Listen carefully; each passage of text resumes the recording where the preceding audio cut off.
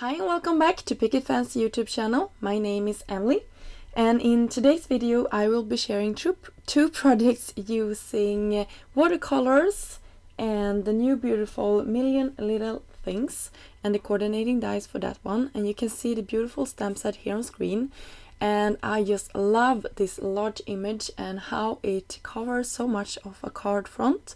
I will pair this with a slimline card today, but you can absolutely cut it down to fit a smaller panel if you like. And you can see I'm using Picket Fence black ink here, and that is perfect for all types of mediums. And since I'm today are doing some watercoloring, I use that, and I just stamped it a couple of times because I have a really rough surface here. It's a bit of texture in my watercolor paper here from Canson. So the first technique here, I bet anybody can do this because I'm no expert at this, but I love the results. And you can see I'm just picking one pink color that I like, and to the side I have a bowl of water and smaller type of brush here. You can use absolutely anything that you have in your stash. It doesn't have to be anything fancy. You can use your kids' watercoloring or whatever. For this we're just gonna lay down some colors. And we're gonna follow the guidelines in the stamp. So you can see in this stamp that you have a lot of these lines, and that tells you where the darker part should be and where the lighter part should be. So I'm doing that, and I'm wetting my flowers one at a time. If you like to do a little bit more of a secure technique, you can always heat emboss this, but for my project today I was just fine stamping it and then starting coloring. If you go outside the line, it's no worry. You can just take a clean pencil with water and just lift your color. And before I'm starting with the leaves here, I actually let this dry a couple of minutes. It didn't take long at all. And I will go in and build the colors a little bit more. So after laying down one coat of the green, I did the same thing with my flowers here.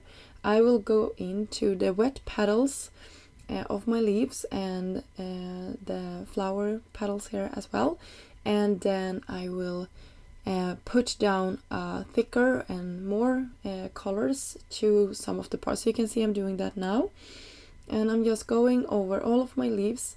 And as I said, I'm no expert, but I just love the look of this. If you want to do it more like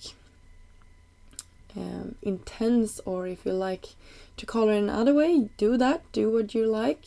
I just like coloring in. I had a blast coloring this. You will actually see that I colored 4 of these because as I said, this is one of my favorite types of projects of doing, just sitting down, relaxing, coloring and having fun.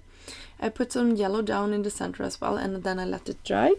Then I wanted to try out a thing. I haven't done this, but I think somebody talked about this previously, that you can color with your paper glazes, and I just wanted to see if that was true, if that worked. So I just took a slick surface here that I had. This is actually some plastic that I found in my recycling bin, and I just put some of the paper glaze. This is a hibiscus pink that I put down with some water, and then I will start coloring.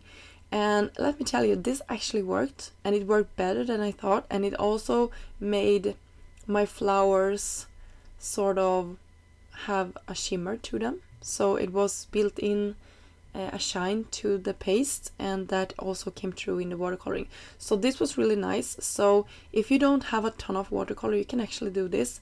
One thing I will say though, it was kind of hard to build dimension with this technique, so I wouldn't recommend it for like going in and going over it a couple of times. I think this worked better just to color it in sort of subtle. You can see that I tried to build some dimension at sort of center of my flowers, and it worked okay, but it was so much easier doing it with the regular watercolors because it moves in a totally different way. This is more like a watered down paste basically, and that is of course what it is also, but so it was harder, but it's nice. You have options with your products, and I think that you should play around with your mediums when you get them and just try stuff like this out, because you will find out that you have sort of more options, I guess I want to say.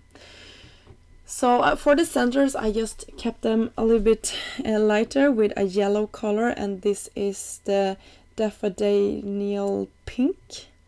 I think it's pronounced that way. Anyway, I buffed off all of the colors that sat on top of my panel here with a dry cloth. You can see the shine here in the stamp, or sorry, in the colors. And I did the same thing with my watercolored panel as well. I just like doing this. I am always doing that when I am using watercolors, because some of the colors will stay on top of the stamped image. You could also go in and stamp the image once more since you used the mistake, but I decided against that today.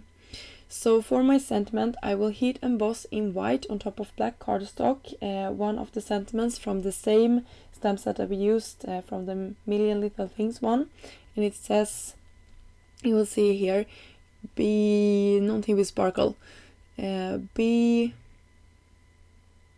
so it says, be sure to sparkle. I just love it. And I love that Picket fans has the coordinating dies for the sentiments. It makes my life so much easier. Just love it. And my card bases I created out of some craft cardstock and just attached it directly to my card fronts. And then you will see how my cards came together with the sentiment.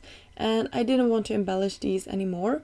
I think it was enough embellishing them with all of the watercolors and the sentiment. You could go in with some more sparkles. I did some black splatters as well off camera just to tie my card in place, I think, or card a little bit more.